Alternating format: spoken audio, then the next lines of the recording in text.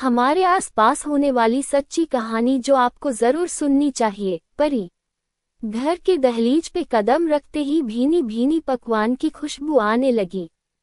मैं जैसे ही अंदर पहुंचा तो देखा बड़ी और मझली भाभी रसोई में तरह तरह के पकवान बनाने में बिजी है। सच्ची कहानी परी। सच्ची कहानी परी। माँ पापा को कल क्या बनेगा और नाश्ते और खाने में क्या क्या आइटम होगा वो बता रही थी।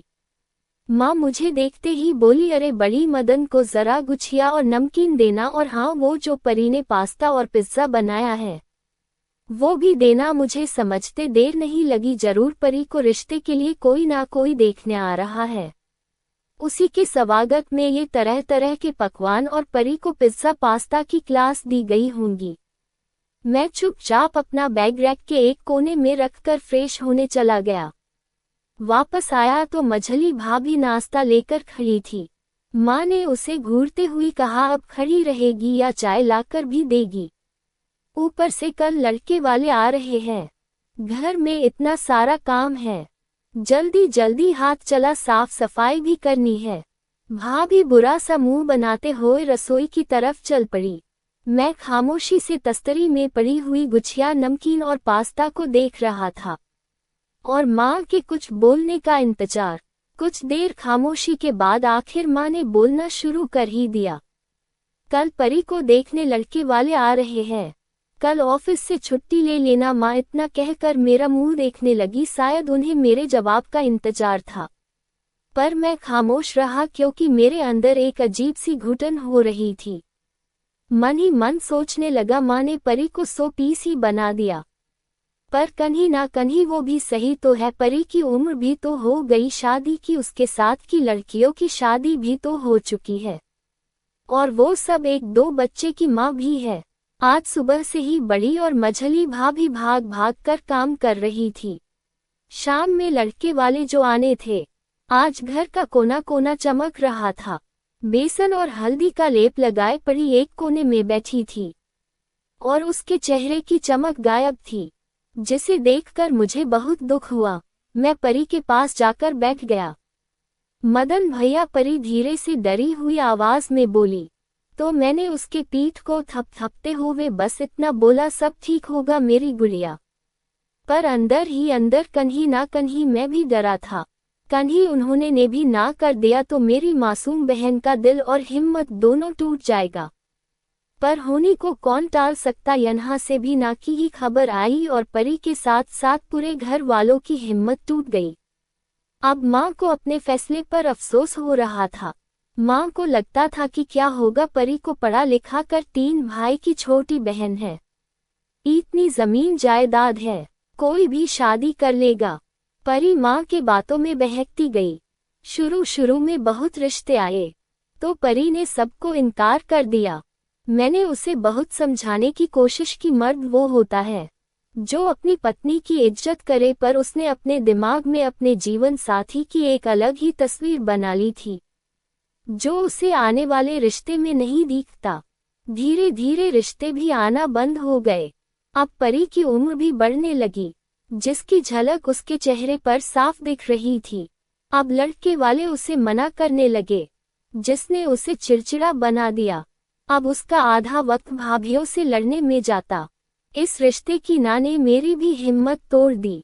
मैंने नीलू के पिता से वादा किया था, जैसे ही परी की शादी होगी मैं नीलू से शादी कर लूंगा। आखिर वो 2 साल से इंतजार कर रहे, और कब तक करेंगे। मन में अजीब सी बेचैनी थी, रात में नींद नहीं आ रही थी। बार बार दिमाग में नीलू का मासूम चेहरा घूम रहा था। पहली बार जब वो ऑफिस आई थी, गुलाबी सूट और हल्के मेकअप में डरी सहमी, पता नहीं उसे देखते ही दिल जोरों से धड़क उठा। ऐसा लगा जैसे अभी बाहर आ जाए। वो तो अक्सर इसी बहाने में रहता कि किसी तरह उससे बात हो जाए।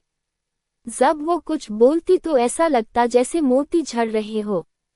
वो दिन बेदिन मदन को और दीवाना बनती जा रही थी।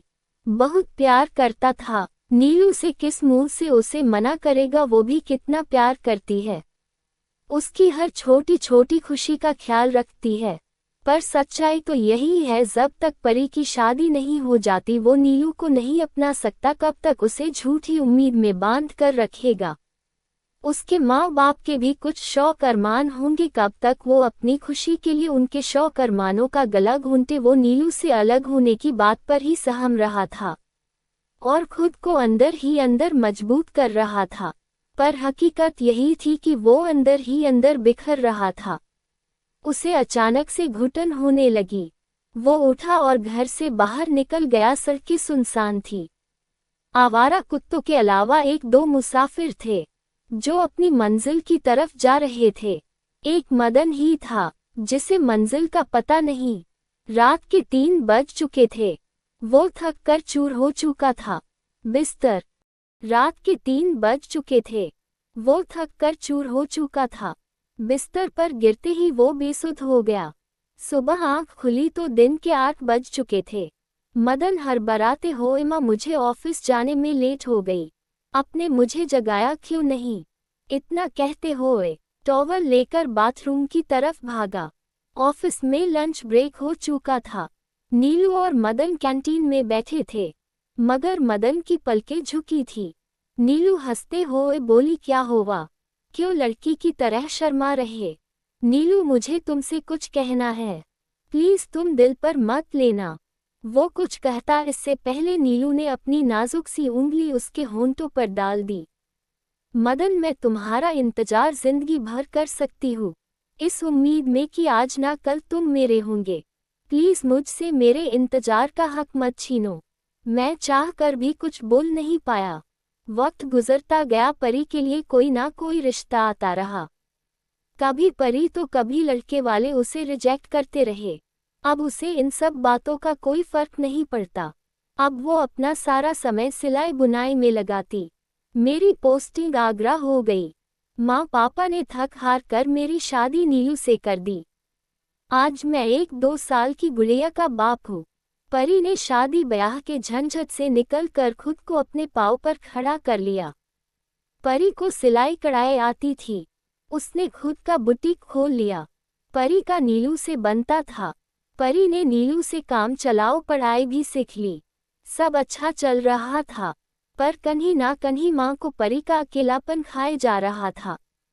और मुझे भी, मैं जितनी कोशिश कर सकता था करा, पर रिजल्ट 0। अब समझौते वाले रिश्ते आ रहे थे। किसी का डाइवोर्स तो किसी की बीवी, जिसके लिए परी बिल्कुल राजी नहीं थी। संडे का दिन था। सब फुर्सत में थे। पापा और टीवी पर न्यूज़ देख रहे थे। नीलू और भाभी घर के काम काज में बिजी थे। परी बच्चों के साथ खेल रही थी। मैं बैठा पड़े हुए पेपर को दोबारा पढ़ रहा था। कहीं कुछ छूट तो नहीं गया। तभी बेल बजी। अरे मदन, जरा गेट तो खोलना। मैं भन भन भनाते हुए गेट की तरफ बढ़ा। कोई चैन से पेपर भी पढ़ने नहीं देता। मैंने जैसे ही गेट खोला, एक आदमी खड़ा था जिसकी उम्र कोई 36 या 37 साल होंगी। Clean save, white shirts, black pant, लंबा चौड़ा। उसके साथ एक 7 साल का मासूम बच्चा था जो बिल्कुल खामोश था। मैंने पूछा, बोलिए? तो वो धीरे से बोला कि क्या परी जी यहाँ ही रहती है? उनके पिता मुकेश जी से मिलना है। मैंने कहा, अंदर आइए। पापा और मैं उनके सामने बैठ गया। वो कुछ देर खामोश बैठा रहा। उसके बाद उसने जो बात कही, हम लोगों के पांव से जमीन हिल गया। वो खुशी में था या शौक में पता ही नहीं चला। नरेन एक कॉलेज में प्रोफेसर था। उसकी पत्नी का डिलीवरी टाइम देहांत हो गया। उसके 2 बच्चे हैं, एक 7 साल का बेटा चिंटू, एक 1 साल की बेटी नाइला। दोनों की मुलाकात अक्सर पार्क में होती। जब दोनों बच्चे को घुमाने के लिए निकलते, धीरे धीरे दोनों में बातचीत होने लगी। नजदीक या कब प्यार में बदली पता ही नहीं चला। परी को उनके बच्चों से बहुत प्यार है और उन्हें लगता है परी एक पत्नी के साथ साथ एक अच्छी माँ भी बन सकती है। सब खामोशी से बात सुन रहे थे। जब नीलू ने परी की तरफ देखा तो वो नजरें नीचे किए मुस्कुरा दी। कहीं ना कहीं माँ को उनके 2 बच्चों की बात खटक रही थी, पर मैंने और नीलू ने उन्हें समझाया तो वो समझ गई, क्योंकि बात यहाँ समझौते की नहीं, परी के प्यार की थी। परी का रिश्ता तय हो गया तो मैंने आखिर उससे पूछ ही बैठा कि क्या नरेन ही था वो राजकुमार जिसके लिए वो बैठी थी। तो वो शर्मा गई। परी की शादी हो गई। सिंपल शादी समारोह में परी और नरेन की शादी हुई। नरेन को ज्यादा धूमधाम पसंद नहीं। नरेन एक अच्छा पति और एक अच्छा इंसान साबित हुए। उन्होंने परी का सम्मान किया और परी ने भी माँ और पत्नी दोनों का फर्ज पूरा किया। परी ने खुद का बच्चे नहीं किए, कहीं उसके ममता में खोट ना हो जाए। नीलू भाभी और माँ ने उसे बहुत समझाया, खुद नरेन ने भी, पर वो अपने फैसले से थोड़ी भी नहीं हिली। अब परी की बात परी ही जाने। आखिर मैं परी को अपने सपनों का राजकुमार मिल ही गया। बहुत लोगों ने इस रिश्ते को समझौते से देखा, पर हकीकत तो यही है।